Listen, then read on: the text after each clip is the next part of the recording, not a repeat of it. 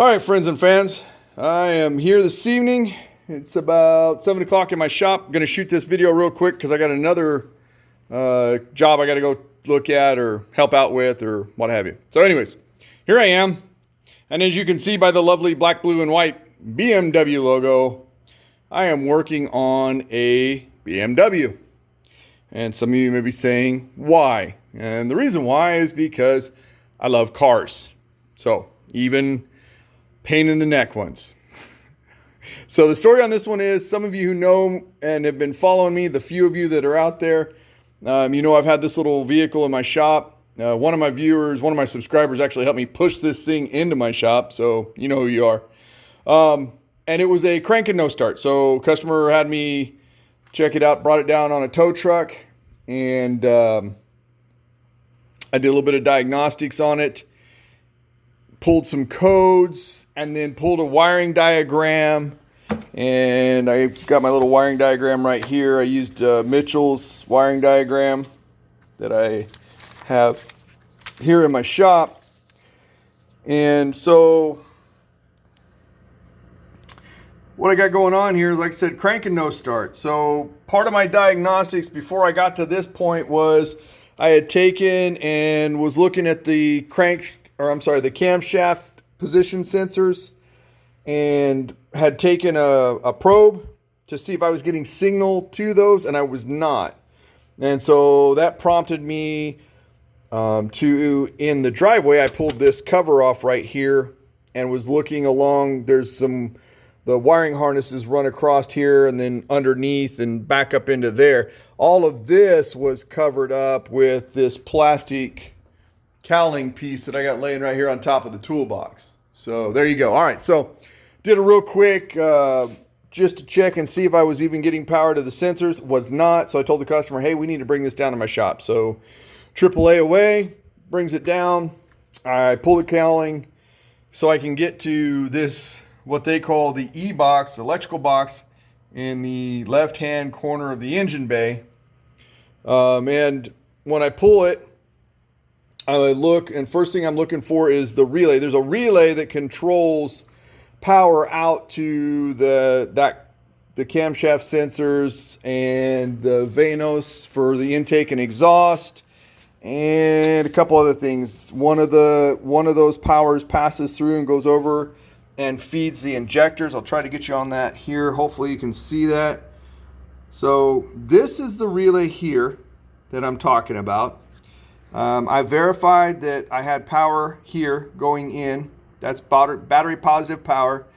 And then I took my test light, hooked it to ground, and I back probed into the relay socket, because the relays in this thing are upside down. I'll show you that here in just a second. So the socket, where the wire terminals go into the base of the relay, they're actually exposed. It's actually a pretty easy thing to be able to kind of probe.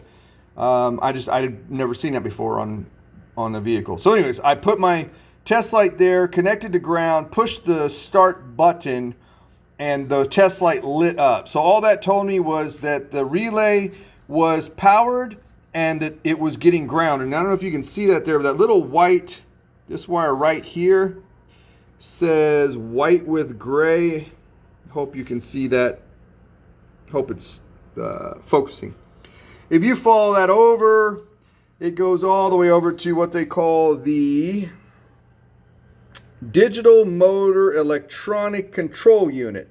It's a little ECM module that is located in the same compartment where that relay and those fuses are. So what I knew for sure once I had tested this here with the test light, when I pushed the start button, the test light lit up, and that told me for sure that this relay was functioning correctly, and that the DMM or DME, whatever they call it, the little control module, was indeed switching this to ground.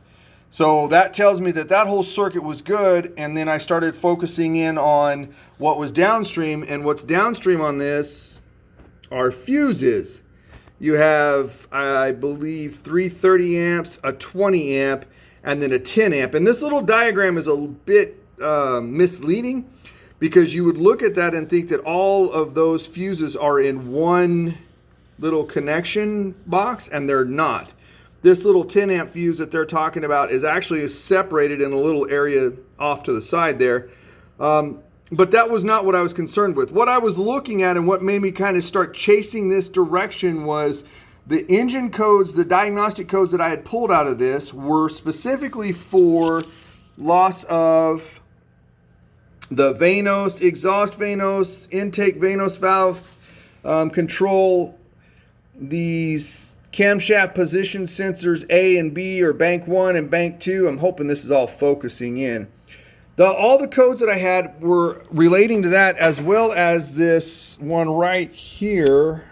Sorry, I'm hoping this is, there we go. Map cooler thermostat, characteristic, map cooling thermostat. So I had a code for thermostat control, loss of signal. I had code for the intake and exhaust Vanos valves, and I had a code for the camshafts, A and B, or 1 and 2, whatever you prefer. So that made me chase that wire, because if you look, if you're paying attention to this schematic right here, this orange wire right here connects to each one of those. There's your exhaust Vanos, there's camshaft 1 or 2, camshaft, the other one. I can't read through the camera, so I'm not sure which one I'm looking at right here. What do we got here? Okay, so we got intake and exhaust camshafts. There you go. So intake, exhaust, both of those share that same red wire, and you can see that they're all, that's a junction point. So anytime you see a dot like that on a schematic, that means that's all one wire. And why they do the dotted here, I believe, is so that they can show that it's going under, so you don't get confused. That's what I've seen in other schematics. So all 4 of these components, or rather 1, 2, 3, 4, 5, all 5 of these components get their feed from this wire right here, this junction. So if you follow that up on the schematic, it goes over there and it's wire number 1. You come over to this other page right here, and I had to trim these to where they would kind of line up a little bit, because this was off of like 4 different diagrams. You follow that up, and lo and behold, it goes to a 30 amp fuse that is on the bottom of the relay. So like I said, I verified that I had power to here, but I don't have power here. I had pierced one of these wires. I know those of you guys that are against piercing are, going to lambast me on the comment section, and I'm not going to read them, so go ahead and say your worst. Anyways, I pierced the wire, and I had no signal here at all. So lo and behold, I pull that little fuse pack, and I'm going to tell you what, those of you who've worked on BMWs, and maybe you've done this before, this is not going to be new to you. I've not done much in the way of pulling some of these fuse packs out of these BMWs. I've worked on 3 or 4 of them. And all I can say is every BMW I work on, they are beautiful cars. If you own one, God bless you. I would not own one. I love working on them. They are beautiful. I love watching them drive by. I won't even mind riding in one, but I don't want to own one. Anyways, so this fuse pack was a pain in the tuchus to pull apart, get it out, get it apart. And then here's what I found. And let's see if that's going to focus in. Come on, focus, focus, focus. That fuse is blown. Bang, powie. All right, so cool. So I put in its place, I have a set of resettable circuit breaker fuses. And so here's what I've done in the very short term is, if you can see that, that's where that 30 amp fuse was at. This is that little block of fuses that I was talking about. And when I get it all put back together, I may shoot another video of how this thing comes apart. It's unique, I'll say that. So anyways, I threw this in there, and lo and behold, car starts right up, just like it's supposed to. So some of you are thinking, cool, new fuse, problem solved. And no, it had some pending codes in there that were all related to this as well. And that 30 amp fuse blew for a reason. So there's a reason why I use these. And if you see that little black button on the top of that if there's something that was going to go to short circuit, this thing would pop immediately, just like a regular fuse. And then the nice thing about that is I'm not spending, you know, whatever the 20 cents a fuse or however much it is. I can wait until it cools down, reset it, and use it again. So this is the appropriately rated amperage. This is a 30 amp resettable circuit breaker that I'm using. And I just threw it in there to verify that, yep, that is indeed the reason why the car will not start. So, okay, cool. I'm off to the, off to the races as far as now what I'm going to do is I'll throw I have an adapter that will go into that, and I'll show that to you. As a matter of fact, instead of just talking about it, bear with me as I walk you over here. This little contraption right here is called a fuse buddy. And what it does is allows me, I'll take this 20 amp fuse out. I'll put my 30 amp resettable circuit breaker one in there. And then I will plug this into that socket, and then I can put an amp clamp on here. What that's going to tell me at that point is I'm going to start the car and I'm going to look at the amperage and see how much that is drawing, because for some reason that 30 amp fuse blew. And I would be doing that right now instead of talking to you wonderful people and shooting a video, except for the fact that I had the car running. I came out to look at a couple things, and I was going to do a little bit of a wiggle test on this wiring, and I noticed I had oil that just started gushing out of the oil filter housing cap right here. So I had to shut it down. I was not drilling for oil. I'm not Jed Clampett, so this was not a happy thing. So here I am. I just thought I'd shoot this video real quick because it's a cool thing, and I'm happy because I hadn't been able to get to this car. I've had it sitting here for a while and hadn't had a chance to actually spend any love on it. So got to spend a little bit of time on it, dig into it, and now at least I know for sure why it's not starting. As far as it was a blown fuse, I just need to find out what caused the fuse to blow.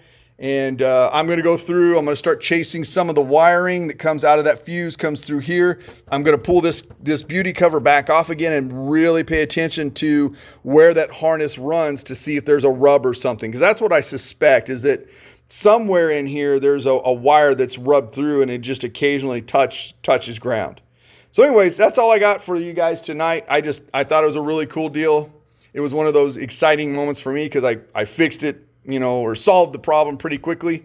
And so now I just got to chase down why the fuse blew. And I think I got to do a gasket or something on this. I called the customer, or actually I texted the customer, showed him what was going on. I'm waiting for him to respond to me, but I'm pretty sure that's just going to be, I'm hoping, I shouldn't say I'm pretty sure. I'm hoping that's just a gasket deal. Anywho, that's all I got for you. Those of you who know me, got any questions, you get a hold of me, you know my number or you know my email. And everyone else, leave a comment. If it's polite and genuinely asking a question, I'll respond. If you're a troll, well, troll away. All right. Thanks, guys. Bye.